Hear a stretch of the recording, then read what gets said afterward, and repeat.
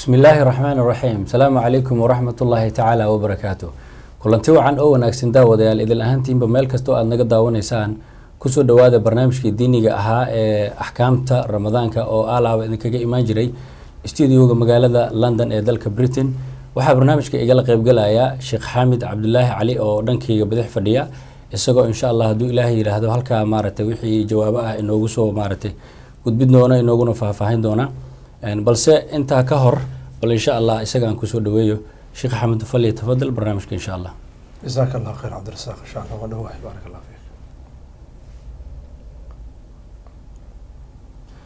aadi aad baa u mahadsan tahay waxaan jeclaan lahaa inaan ku weydiiyo su'aalo dhowr ah oo kamid ka haray kuwii shalay aan halkan isku weydiinaynay isla barnaamijka ramadaanka ah oo ahkaamtiisa aan halkan kaga hadlaynay su'aasha ugu horeysa waxay noqonaysaa haddii qofku isaga oo sooman bisha ramadaan Sheikh Xamid ay dhacdo inuu wax cuno ama wax abo ama oo u jimaaco reerkiisii oo kale bisha ramadaan maxay ku keeni kartaa arintaas ramadaanka ma jabin kartaa sidee tahay xaaladeedu طبعا xaflay waa isagoo hilmaansan sidaas un bay sax ku noqon kartaa haddii uu qasto waan ka soo hadalnay بسم الله والصلاة والسلام على رسول الله وعلى آله وأصحابه أجمعين sida su-aasha uu saa-ilku u dhigay ee cabdirasaaqna uu usoo gudbiyey waxa weye haddii qof sooman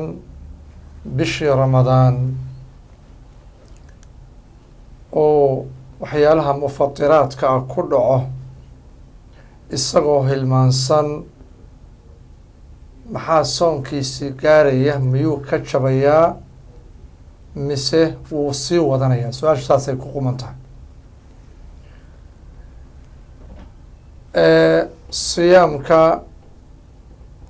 qofka sooman kolka uu waxyaalaha mufatiraadka ku afurayo shuruud baa loo dhigaa 3 ah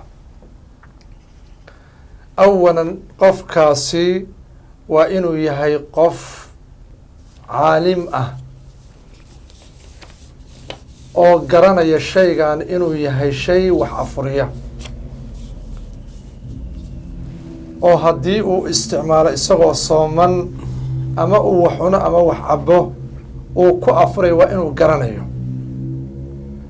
waxaa halkaa ka baxay qofki haddii uu jaahil ka yahay shaygaa uu cunay inuu ku afurayo ama uu cabay ama jimaacaba haddii uu jaahil ka yahay ama shayga xukunkiisa jaahil ha ka noqdo ama shayga waktiga uu isticmaalayaba iyo xaalka uu taagan yahayba jaahil ha ka noqdo kolba hadduusan u qastin ee uu jaahil ka yahay yacnaa uusan garanaynin baan leeyahay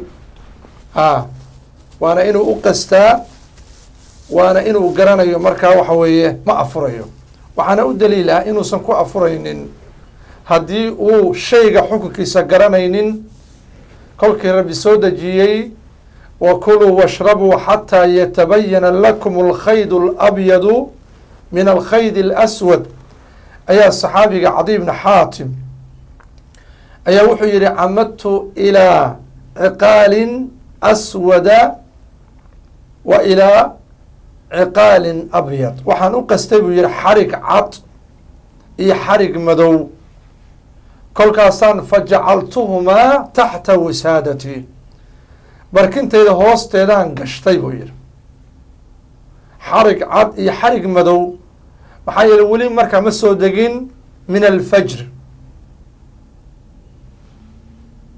kolkaas uu labada xarig ayuu habeenkii oo dhan eegaa fajacaltu anduru fi lleyl falaa yastabiinu lii buu yidhi caaw oo dhan waan eegaa xariggii caddaa iyo xariggii madow ima kana muuqanayaan kolkan waa bariistay baan faqadowtu calaa rasuulillah nabiga ku kalahay fadakartu lahu dalika arrinkaa baa nabigu u sheegay arrinkaasaa igu dhacday xalay buu yidhi rasuulka allow kolkaasaa nabigu yidhi inamaa dalika sawaadu leyl wa bayaadu nahaar waxaa loola jeedaa xataa yatabayana lakum alkhaydu alabyadu min alkhayd alaswad waxaa loola jeedaa kolkay kala caddaato habeenka mugdigiisa iyo maalinta iftiinkeeda nebigu ma oran cadi soo qadee ma oran, maxaa yeelay jaahil wuxuu ka ahaa shayga kan xukunkiisu jaahil ka ah.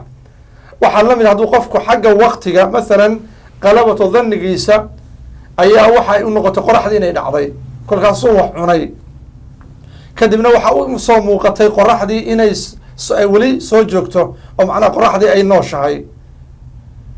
ama sidoo kaleeto qofkii wuxuu mooday inaan weli tuluucu fajrigii soo bixin, kolkaasuu iska saxuurto iska waday, kolkaasuu haddana gadaal ka ogaaday, qofkaas siyaamkiisu waxba yeeli mayo. waxaana u daliila xadiiskii asmaa bint abi bakr aftarna calaa cahdi الnabiy yowma qaymin huma طalacat الshamsu.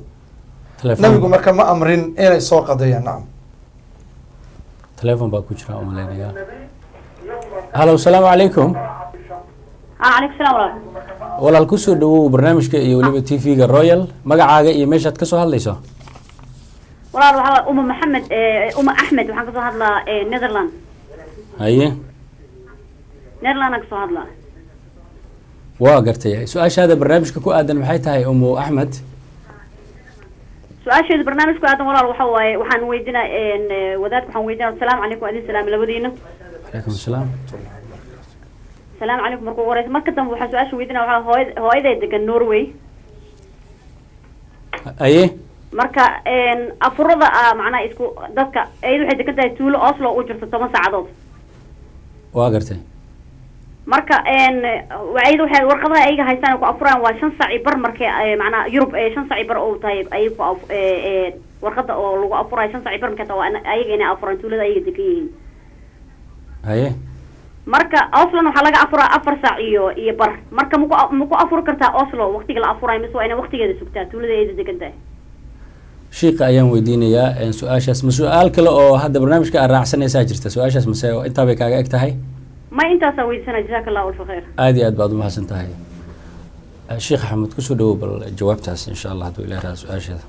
masaladaasi waa masalo runtii xagga waktiga tawqiidka ku saabsan. waxaan nidhi furuuda siyaamka waxa weeye qofka inuu afaysto kolka tuluucu lfajrigi uu soo baxo ilaa ay qoraxdu ka dhacdo. ilaahayna waxa uu yihi subxaanah faalaana baashiruuhuna wاbtaquu maa kataba allahu lakum wakuluu washrabuu xataa yatabayana lakum alkhayd اlabyadu min alkhayd اlaswadi min alfajr. kolkii fajarkii uu soo cadaado oo qofkii mu-adinka ahaa uu aadaankii guda galo, waxa wey soonkii waa la xiranaya. goormaa marka soonkii isagana la jaminayaa? xadiiska cumar baa nabiga ku tilmaamay, uu nabiga ka warinayo, idaa aftara leylu idaa aqbala leylu min haahunaa wa adbara annahaaru min haahunaa wa qarabat ishamsu faqad aftara saa'im baa nabigu yiri. haddii habeenkii uu kasoo qaabilo xagga kan qorax ka soo bax oo qoraxdii u jeesato u dhacdo xagga kan qoraxdu ay u dhacdo, qoraxdiina ay salka macnaha ay dhacdo oo ay gudaha gasho oo qoraxdii la xaqiijiyo inay dhacdo, qofkii soomana waa uu afuray. sidaas ayuu nabigu yihi. gabadhaas su-aasheeda marka hooyadeed mandiqada ay joogto iyo mandiqada ay iyadu joogto way kala duwan yihiin xagga soonka marka la xiranayo iyo marka la afurayaba. waxay marka la afuraysaa oo la suxuuranaysaa magaalada ay degan tahay ee waktigaa yacnaha laga suxuuranayo ayay soonka ku xiranaysaa. waxayna ku furaysaa xilliga ay mandiqada ama magaalada ay degan tahay la afurayo.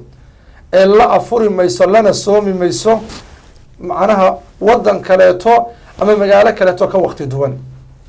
masaladaas masalo kale ayaa raacinaya oo tatayma u ah.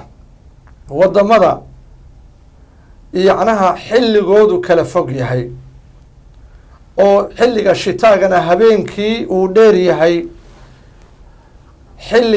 xilliga sayfka aan leeyahay habeenkii uu dheer yahay, xilliga shitaagana habeenkii uu gaaban yahay, ama waktigooda uu ku dhisan yahay 24 saac oo qoraxdu markay soo baxday markay qoraxdu ay dhacayso waqtigooda ku dhisan yahay waxay soomayaan oo afurayaan 24 saacadood ayay xukunkooda ku dhisan yahay. waa dadka yacnaha sayfkooda iyo samarkoodu kala duwan yahay. ama dadka qadka in lagu jiraan umaleynaya bal wax yar kugu soo laabanaya. halo asalaamu calaykum. halo asalaamu calaykum walaal. wacalaykum asalaam waraxmatullahi. kusoo dhowo barnaamijka tv-ga walaal, magacaaga iyo meesha kasoo hadlayso. ma axmed waa london kaasoo wacayso. waxaan rabay walaalkay inaan sheekha su-aal weydiiyo. haye umu axmed miyaa tiri? walaal. haye walaalkay waxaan rabay inaan sheekha weydiiyo su-aal. waxaan qabaa hooyo nuujinaysan ahay ilmo yar, marka waxaan rabay maxay noqon doontaa xukunka soonka haddii aan awoodin inaan soomo, maadaama aan naas nuujinayo, inaan dib ka soo celinayo iyo inaan fidyo bixinayo, labadaasba waan rabay inaan sheekha weydiiyo, iyo fidyada aan bixinayo inta qiimaheedu uu noqon karo. ma su-aal kale oo aada raacsanaysa ayaa jirta mase intaa bay ku eg tahay? maya walaalo, waa intaas. aada iyo aad baad umahadsan tahay umu axmed. insha allah sheikha ayaa kaaga jawaabi doona su-aashaas. haye sheekh axmed fali tafadal insha allah. jazaak allah. haddii su-aaluhu badan yihiin su-aalaha isla raacaysi macnaha aysan hadba nooga go-in. haddii su-aal kale ku jirto in isla raacino su-aalaha jawaabtooda si aan mar wada bixinaa ku fiican. haddii markaa uusan telefoon ku jirina su-aashii baan markaa ka jawaabeynaa kolba si waqti aan uga faa'iidaysano.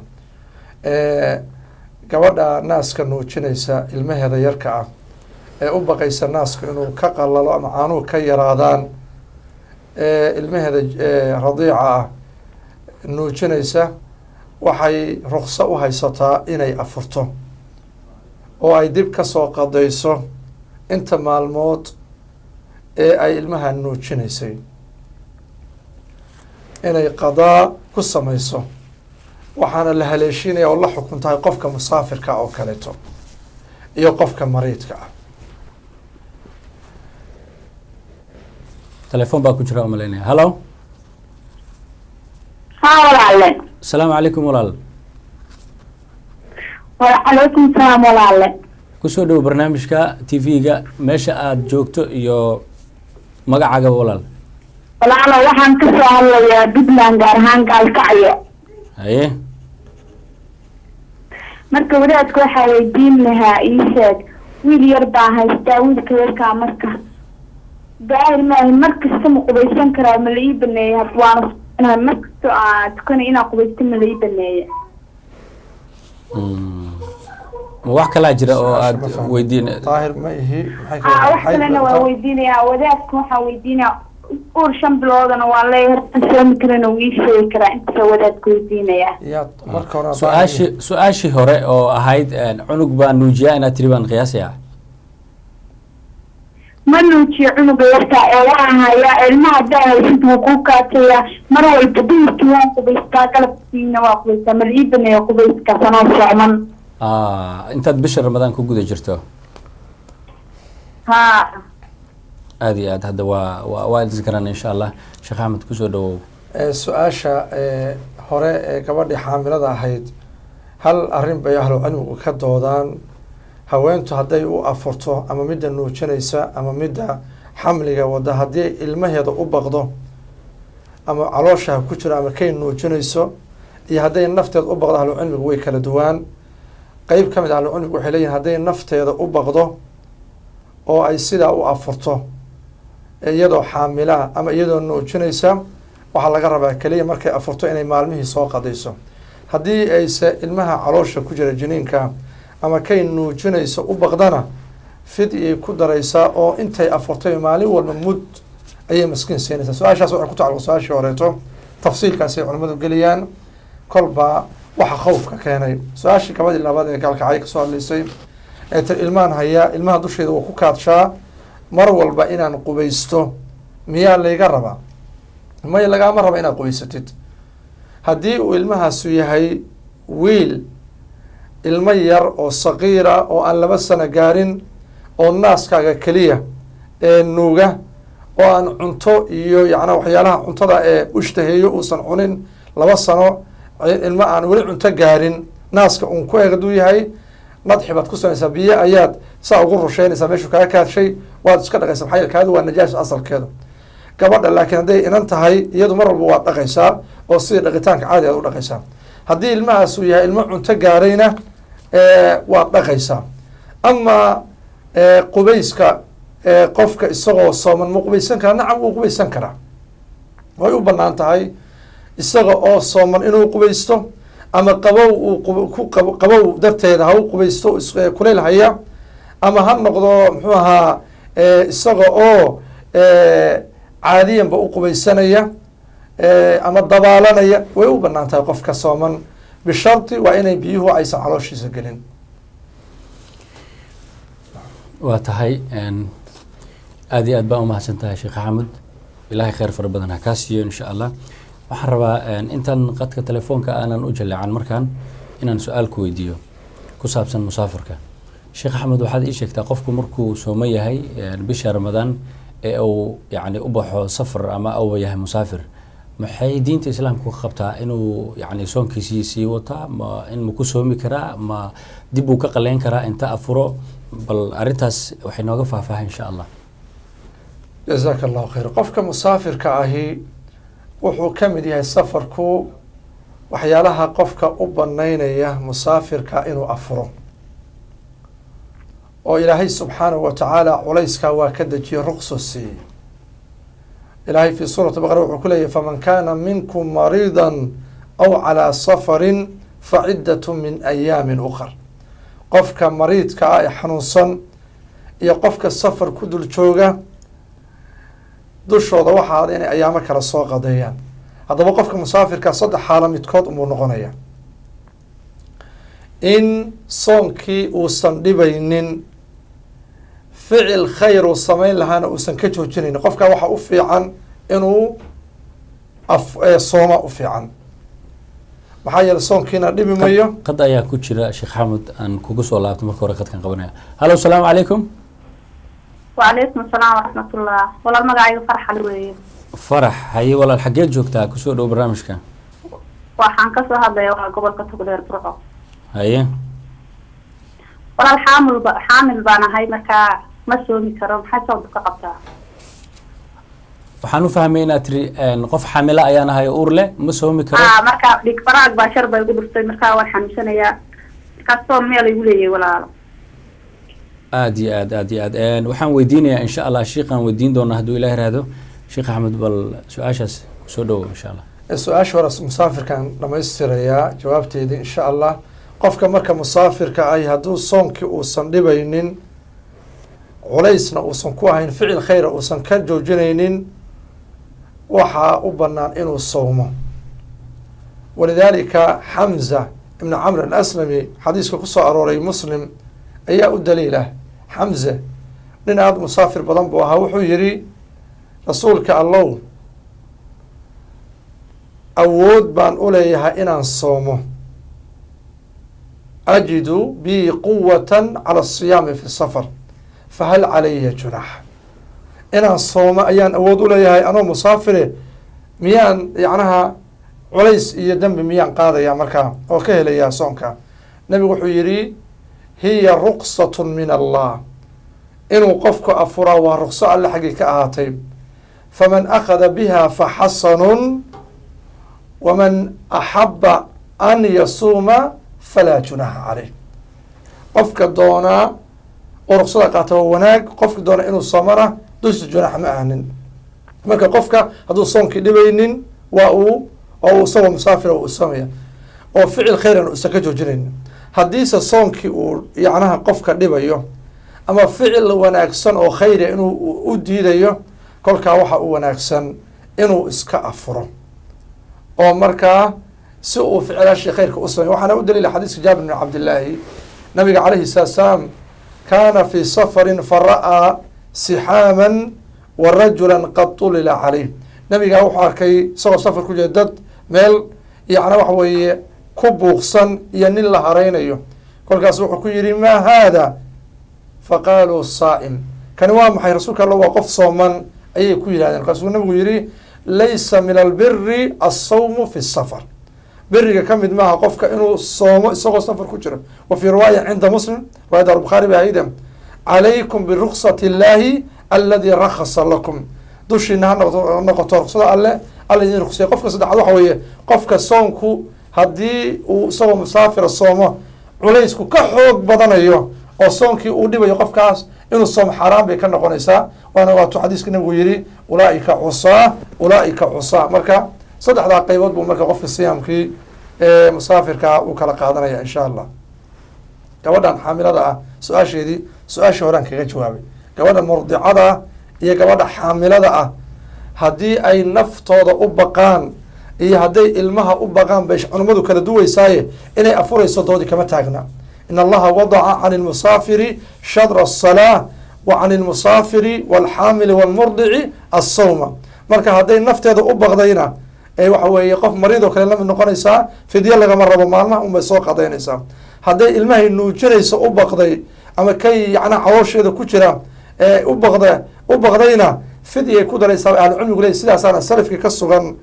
qaar ahlucilmigu marka saasay rajaxayaan insha allah. marka hadba sida ay xaalkeedu yahay ayay eegeysaayo ilmaha miyay u baqday ay nuujinayso iyo kay caloosha ku sido mise nafteeda u baqday. hadday tan hore tahay oo nafteeda u baqdayna soonka kaliya soo qadaynaysaa. hadday ilmaha u baqdana fidyay ku daraysaa intay afurtay. nacam, jasaaka allah khayr fara badan allah ku siiyo. waxaan rabaa su-aal kale inaan ku weydiiyo sheekh xamid. dadka da-da weyn oo yacni aan soonka awoodin isla markaasna bishii ramadaan ay ku timaaday oo waajib ay ku tahay, ayaga ma fidyaa laga rabaa inay bixiyaan ama way soo qalaynayaan? maxay noqonaysaa yani xukunka ramadaan ay ku yeelanayaan? dadka da-da weyn labaa loo qaybinaya.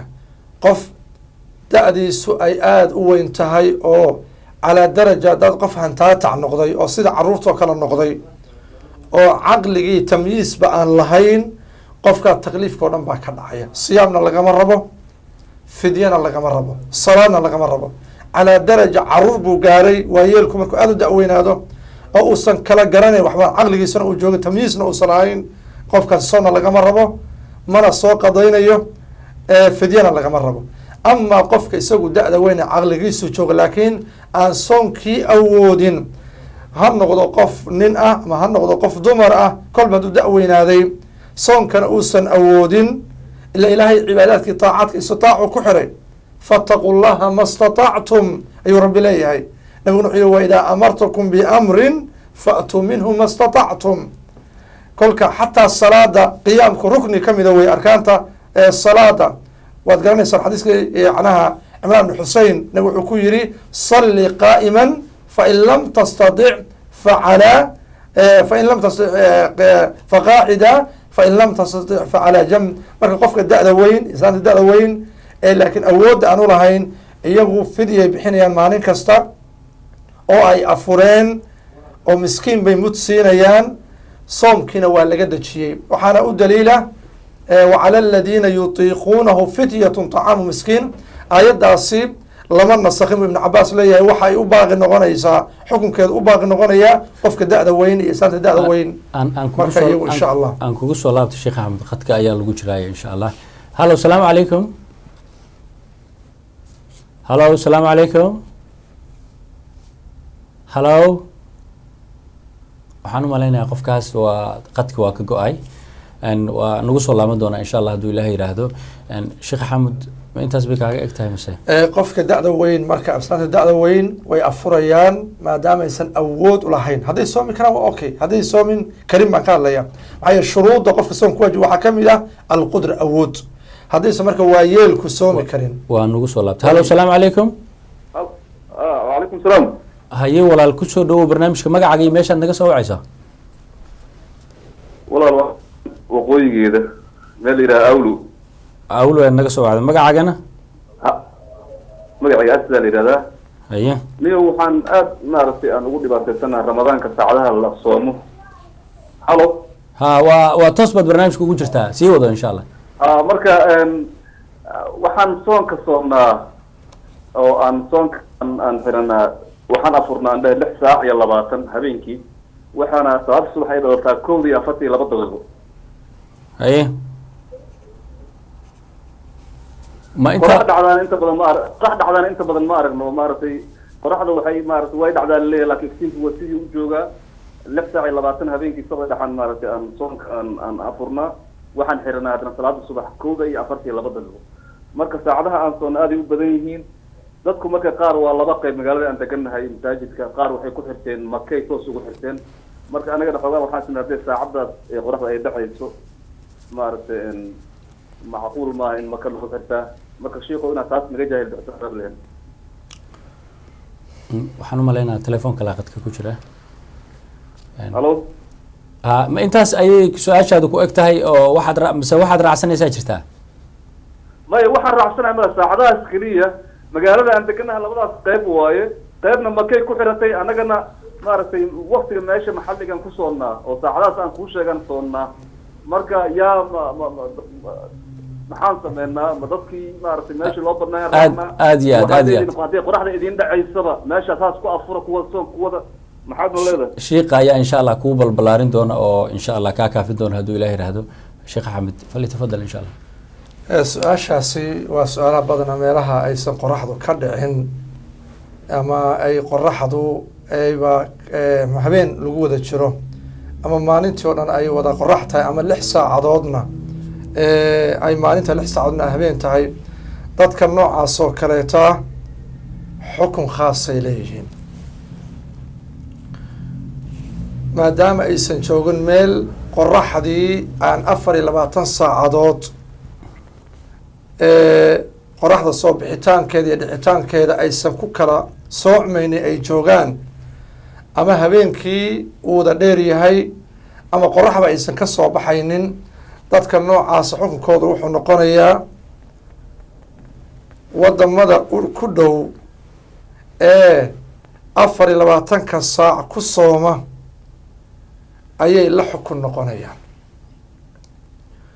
wadanka walaalkaa uus jooga wadanka ku xiga ee u dhow hadday 24 saac ku soomaan maadaama aysan qoraxdu iyaga ka dhacaynin oo ama habeenkii oo dhan ay wada tahay ama maalintii oo dhan aysan habeen usoo gelaynin wadanka ku dhegan bay la soomayaan oo la xukun noqonayaan maxaa yeelay qoraxda waxaa lagu gartaa 24keeda saacadood qoraxda oo soo baxda iyo dhicitaankeeda lagu gartaa labadaba ma hayaan waxaana loo daliishanayaa inay la soomayaan dadka ku dhow xadiiskii nucmaan ibnu nawaas ee muslim kusoo arooray ee dajaal ka sheekeynaya nabiga ayaa dajaal ka sheekeeyey sidaas inaan xoogaa waadixiyaan doonaya saa deed wakti baan rabaa inaan siiyo dajaal baa nabigu ka sheekeeyey kolkaas saxaabadu waxay qulnaa yaa rasuul allah wamaa lubthuhu fi lard imsuu dajaal dhulka ku nagaanaya rasuulka allow kolkaasaa nabigu wuxuu yihi 40 yowman 40 maalmood buu ku nagaanaya yowmun ka sana hal maalin sanad bay la eg tahay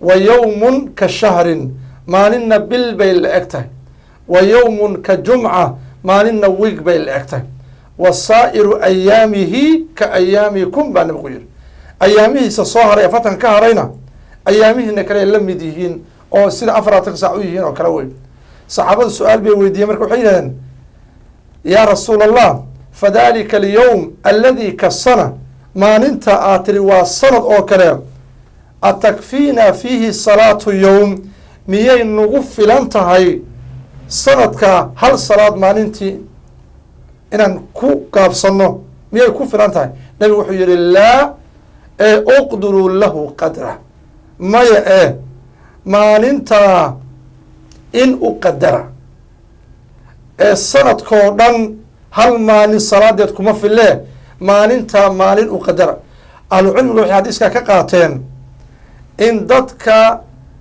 aan tamaayuska qoraxda soo bixitaankeeda iyo dhicitaankeeda haysan ee ama maalin u wada ah ama saacaduhu 6 biloodna ay wada maalin tahay 6 biloodna ay habeen tahay waxay la soomayaan wadamada dariskooda ee waktiga 24 saac u kala baxsan yahay wadanka marka walaalkaa uu joogo wadanka ku dhegan ama wadamada u dhow dhow ee 24 saac ku sooma kolka ay soonka xirtaan ayaad la xiranaysaan kolkay afuraanna waa la afuraysaan xadiiskaasaana loo daliishanaya masalo marka waadix wey marka aad iyo aad baad umahadsan tahay sheekh xamud waxaan rabaa intaanan qadka telefoonka aanan u jaleecin inaan su-aal ku weydiiyo shalay su-aalihii dadku ayna soo weydiinayeen kamid ah sheekh axmed waxaan ogsoonahay dadkeenu soomaaliyeed iyo ummadaha muslimka ahba inay u badan yihiin cadayga maadaama uu sunno yahay ay cadaysadaan inta badan.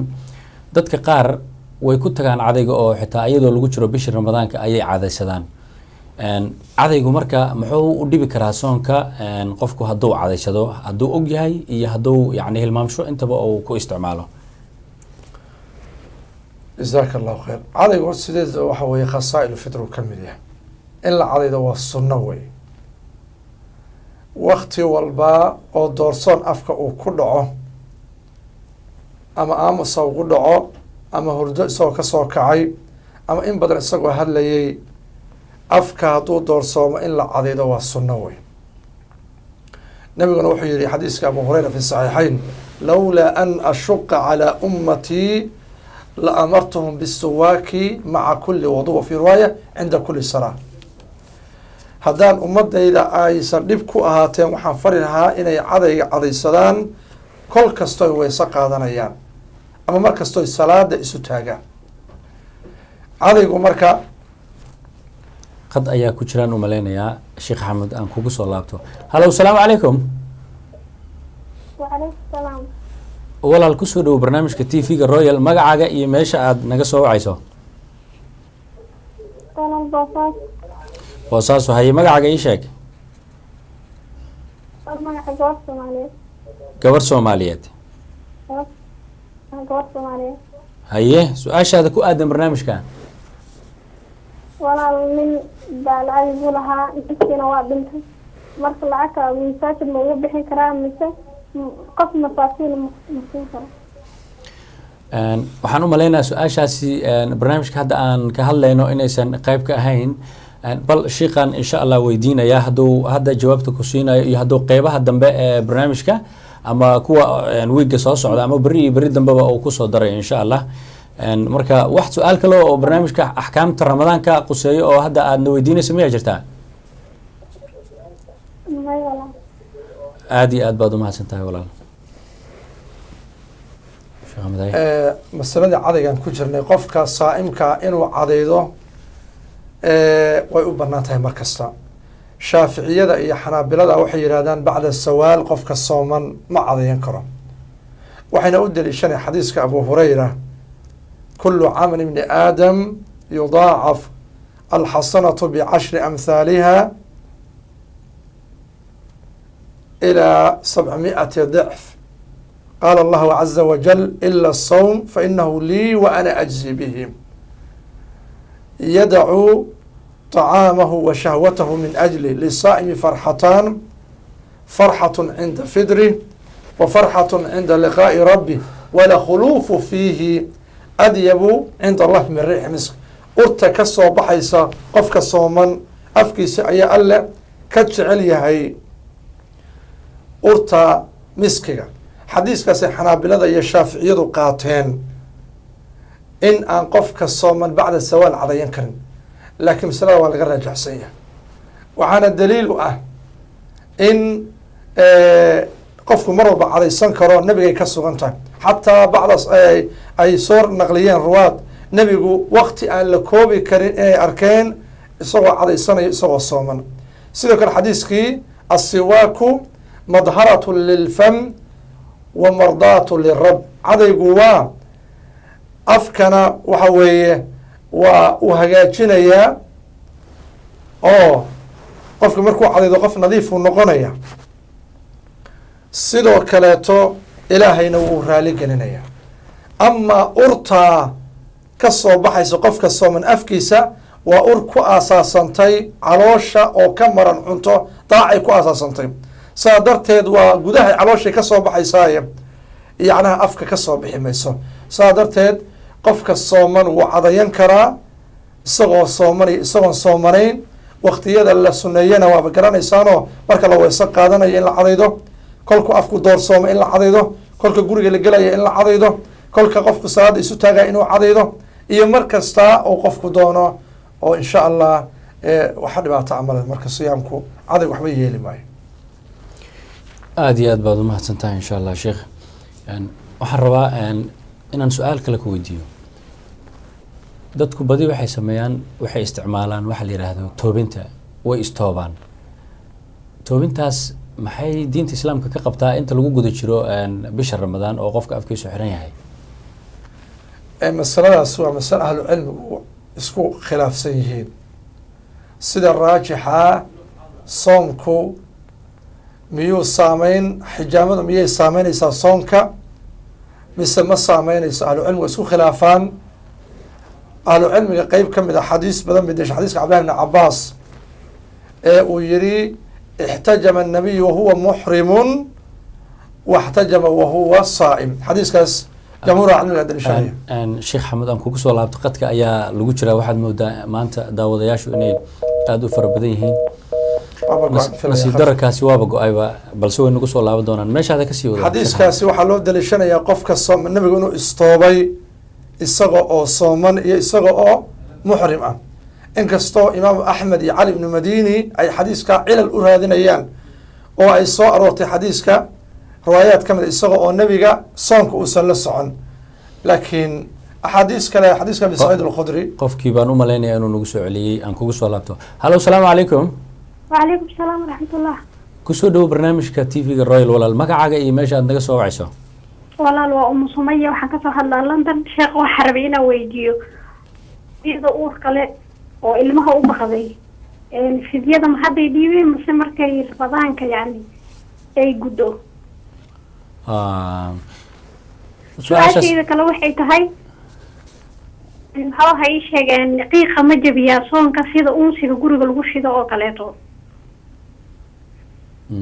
maxaad raacsanaysaa intaas ma intaa bay kaaga eg tahay mise waa intaa waa mahadsan tahay sheekh labada su-aal aan weydiinay aad iyo aad baad u mahadsan tahay sheekh axmed waxaan u malaynayaa mid waa kugu soo laalaabatay oo waa tii hore ku weydiineysay midna waa unsiga iyo qiiqa insha allah bal kusoo dhawow su-aashii horeeto ayaan ku noqonayaa ee ku saabsanayd waana dhamaystirin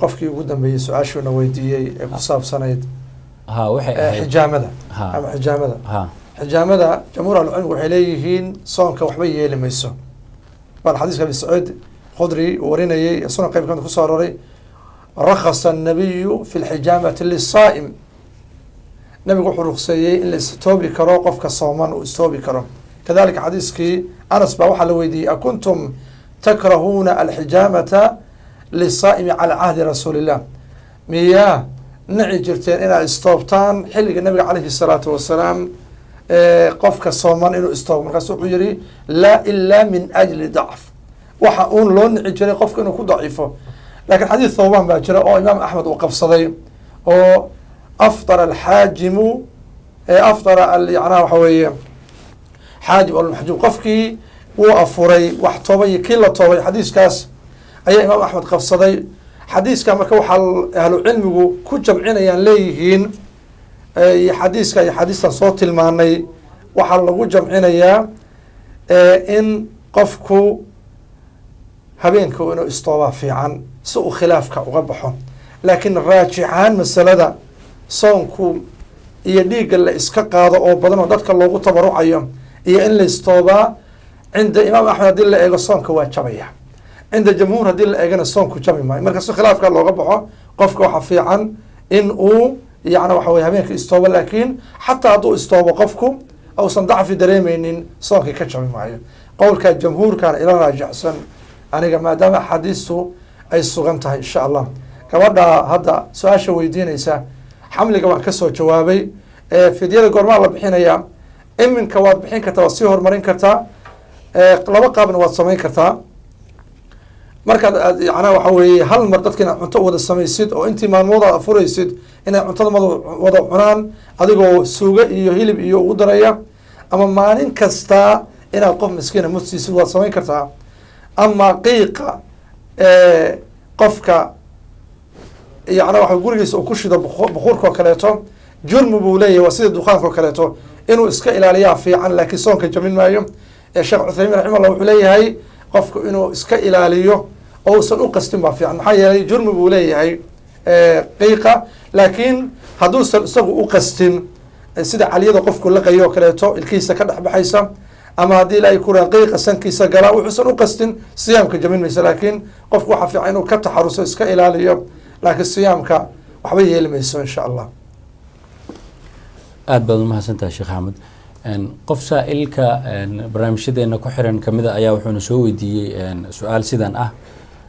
sheekh axmed wuxuuna leeyahay haddii anigoo yani bisha ramadaan ku guda jira aan dabaasho, dabaasha ama qabayska muxuu u dhibi karaa, yani bisha ramadaan ma jabin karaa haddiise la ogol yahay, xilligee la ogol yahay in la qabaysto ama la dabaasho?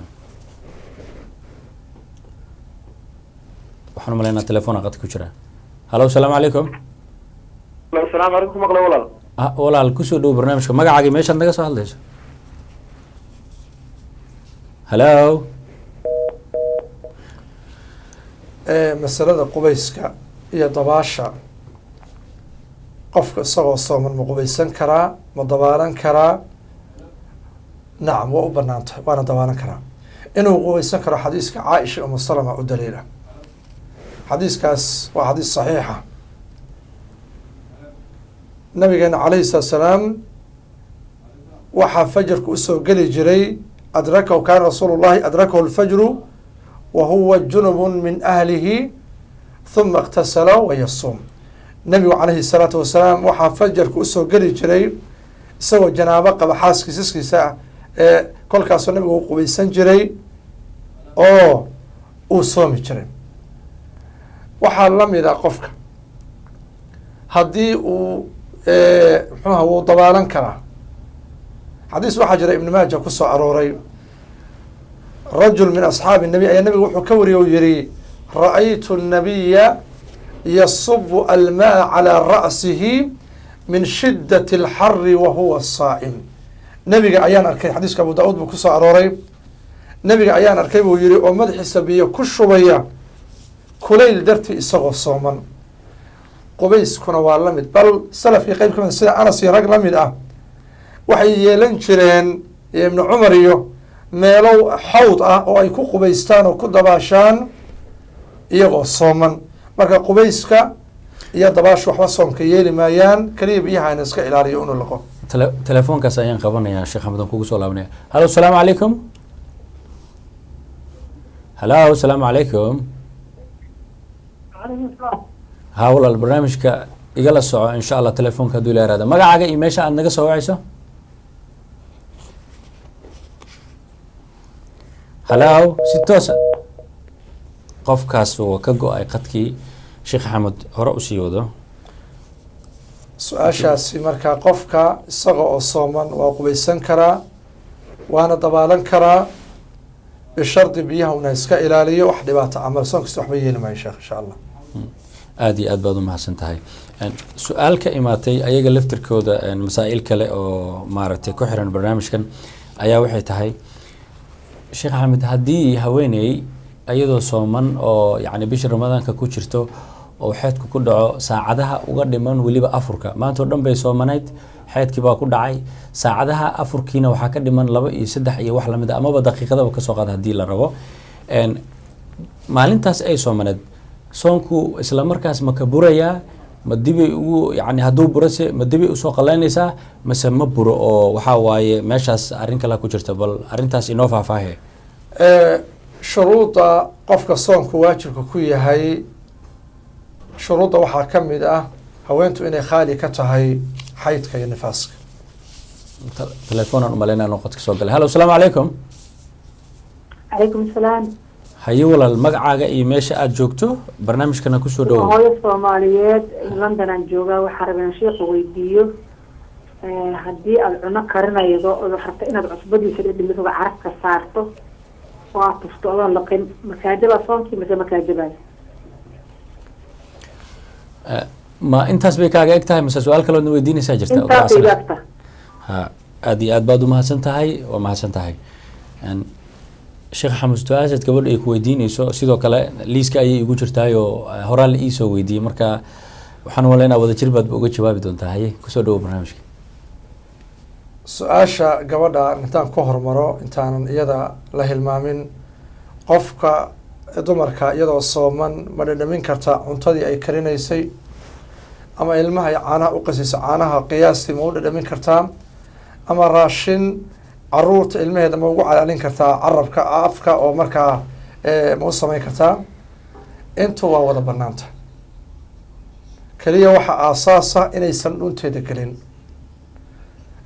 qofka sooman waa dhadhamin karaa, haweenta way dhadhamin kartaa raashinkay karinayso iyadoo nooca uu yahay ama cusbada iyo waxa markaa jeekinkeeda ku tacalluqo way dhadhamin kartaa. waxaana u daliila athar ibnu cabaas ka sugan oo uu yidhi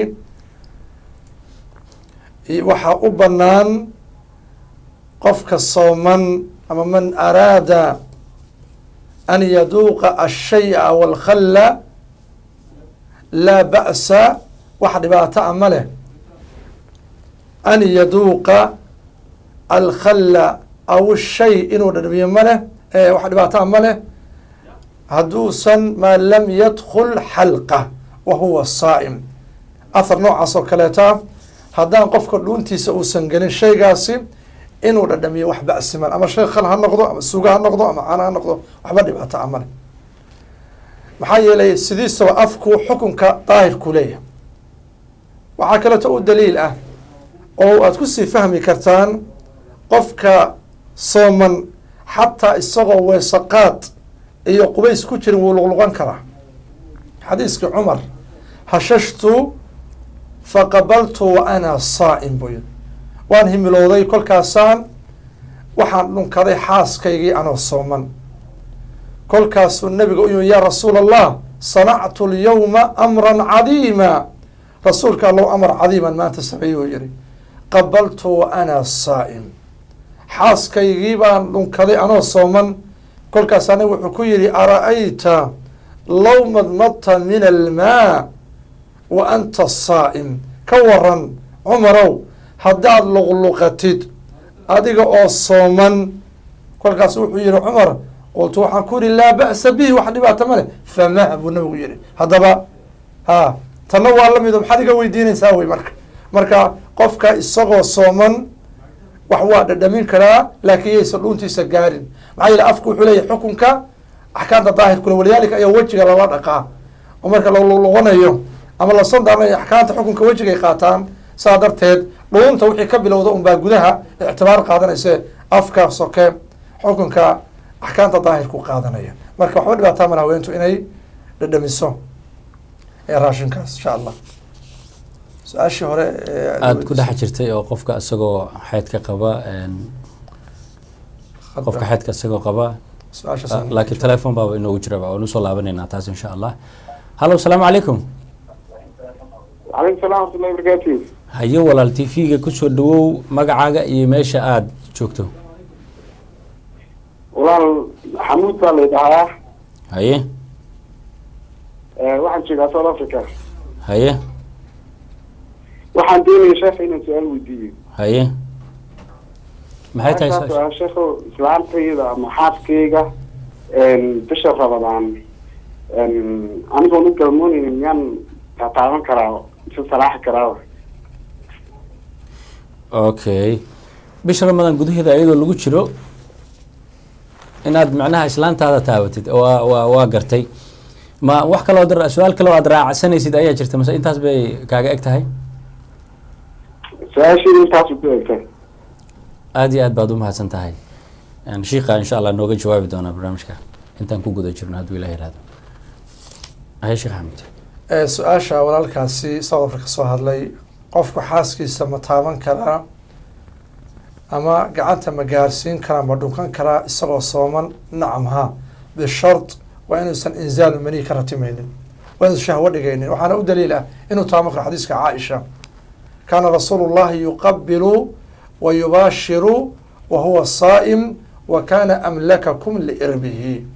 nabigu wuxuu ahaa salawatu llahi wasalaamu calayh mid xaasaskiisa dhunkada oo weliba taabta isagoo sooman, laakiin nabiga xubinkiisa mid ka adag buu ahaa.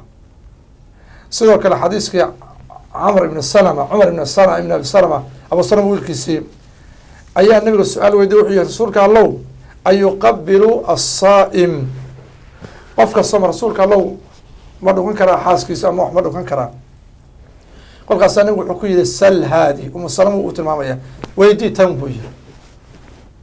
kolkaasay umu salama hadalka qabsato waxay tihi fa akhbartuhu waxay u sheegtay cumar ibn abi salama ana rasuula allahi yasnacu dalika, nabigu inuu arrinkaas samayn jiray oo xaasaskiisa dhunkan jiray isagoo sooman.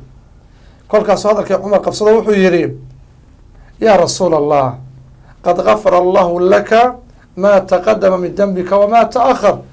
hadda anagu adiga kula mid manihin rasuulka allahu ilaahay dembigaagi horey kii dambe waa dhaafeen. kolkaasaa nabigu yii amaa wallahi inii la atqaakum lilah wa akhshaakum lahu, allah ku dhaartay aniga alla idinku cabsi badan idinkuna. telefoon ayaa ku jira sheekh axmed aan kugu soo laabto. hallo asalaamu calaykum. calaykum salaam waraxma walaal. haye walaal magacaaga iyo meeshaad naga soo hadlayso kuna soo dhawo barnaamijka. walaal waxaan nagala soo hadlayaa Soomaaliya Laascaanood. haye magacaaga walaal. farxiyo walaal, farxiyo la dhahaa. haye farxiyo kusoo dhawo barnaamijka. su-aashaadu maxaa ay tahay? oo ku dhawaay walaal waxaan rabaa maxaan ku sheegay qofku hadduu xanuunsanayo walaal oo jiniyo waxaas uu ku kacaa isagoo sooman. maxaan ku sheegay oo hadhow markii uu caadi noqdo hadduu miiri doono uu caadi noqdo. telefoonka igala soco. telefoonka igala soco. waxaad moodaa marmar inaad tv-ga u jaleecayso insha allah si hadalkaagu oo iskugu xirmo. gaadi ها walaal waxaan ku yiri qofku hadduu jin qabo maxaan ku sheegay oo jin ku kaco isagoo sooman. waa gartay marka hadda uu miyir doorsamo hadhana uu caadi noqdo si soontiisa soo noqonaysa walaal. waa garanay aad iyo aad aan u fahnay insha allah sheekha ayaa nooga jawaabaya. sheekh axmed haye waxay tiri anigoo sooman haddii aan miir daboolmo ama yani dad badan oo ruuxaan qabaa jira kuwa jinka kusoo degaa jira haddii arrintaasi ay dhacdo anigoo aad iyo aad haddii arrintaasi dhacdo anigoo qadka ku jira anigoo bisha ramadaan ku guda jira inta miir daboolmo haddana miirkii iigu soo laabto ramadaankaygu ma iisii jiraa mase waa buray macnaha saas bay. masaladaas waxay ku tacalluqdaa asal ahaan si loo fahmo dadka soonku waajibka ku yahay waxaa ka mid ah shuruuda qofka soon ku waajib yahay inuu qofkaas yahay qof caaqil ah.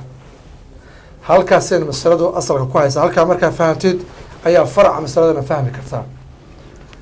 shuruuda qofka soonka waajib ku yahay waxaa ka mid ah qofkaas inuu yahay qof caaqil ah,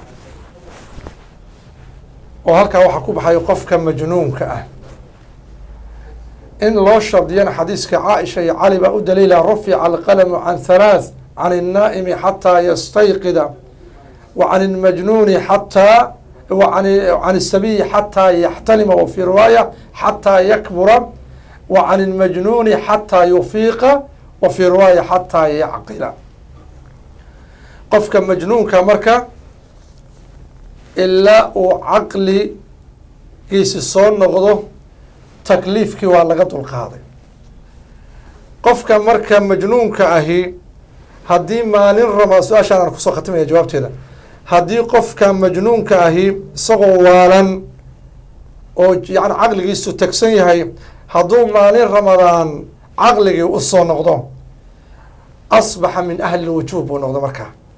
wabitaali horta wixii ka horeeyay maalintaa soo qadayn maayo. maalintaa uu caqligiisa soo noqdana soo qadayn maayo. maxaa yeele markii dadku xiranayeen ahlu wujuub ma ahayn, laakiin wuu afaysanayaa maadaama caqligii usoo noqday. xadiiska rubay ibn tacawud buuna ayuuna ku dhaqmayaayo xurmada maalintaasoo ilaalinayaa. man asbaxa muftiran falyutima baqiyata yawmi waman asbaxa saa'iman falyasum. xadiiska marka waa halkaa qeybta hore waxaan ka daliishanaynaa inuu afaysanayo. ayib qofkii isagoo sooman hadduu miyirkii ka tago laakiin uu soo baraarugo qabla almaqrib intaan gabalkii dhicin qofkaas soonkiisi ma jabay. waa su-aasha gabadhaas ku tacalluqda ma jabay soonkii. wuxuu la mid yahay sida qof hurda oo seexday oo markaa soo kacay ayuu la mid yahay. soonkiisi saxiix buu noqonayaa maadaama markiisi ugu horeysay uu soonka isagoo caqligiisi joogay u xirtay oo sidaa soonka ku xirtay. kadibna uu miyirkii doorsoomay kadibna soo baraarugay xataa walow yacnaha bacdalmaqrib aa soo baraarugay soonkii saxiix buu noqonaya. waxaan ku gabagabeynaya qofka soonkiisa, qofka majnuunka marmarna junuun noqdo, yani caqligiisu tago, marmarna caqligiisa uu joogo. kolka caqligiisu tago soonka waajib kuma noqonayo, maxaa yeele ahlu wujuub ma noqonayo oo caqligii lagu xihan lahaa soonka ma joogo. kolka caqligiisa joogana dadka ahlu wujuubka uu kamid noqonaya, soonkiina wuu soomaya. masalada saasay marka tafsiilkeedu insha allah u waadixiya. aada iyo aad baad u mahadsan tahay sheekh xaamud cabdulaahi cali. daawadayaal intaa waxaan kusoo gabagabeynayaa barnaamijkii sida tooska ah inooga socday tv-ga caalamiga ah ee Royal 24 studioga uu ku leeyahay galbeedka magaalada London. barnaamijkan waxaan aada iyo aada uga mahad celinayaa dhammaan dadkii kasoo qeyb qaatay oo nagala soo xidhiiray caalamka daafihiisa, kuwii isku dayay iyo kuwii weliba damacsanay. dhammaantiin aada iyo aad baad u mahadsantihiin. sidoo kale waxaan u mahad celinayaa sheekh xaamud oo sida aadka uga hagarla-aaned barnaamijkan insha allah inoogu tifaftiray. waxaan mahad gaara sidoo kale u celinayaa barnaamijkan isku xirkiisa iyo weliba tifaftirtiisa dhanka kaamirada iyo weliba farsamada waa maxamed cabdisalaad GB. barnaamijka waxaa soo jeedinayay oo idin la socodsiinayay sheekh xaamid cabdulaahi cali oo dhankayga bidix fadhiya. waxaa xiriirinaya anigoo ah cabdirasaaq suuli cali kadiye. intaan barnaamijkan lamida ku kulmayno sida ay nabadgelyo. asalaamu calaykum waraxmatullaahi wabarakaatuh.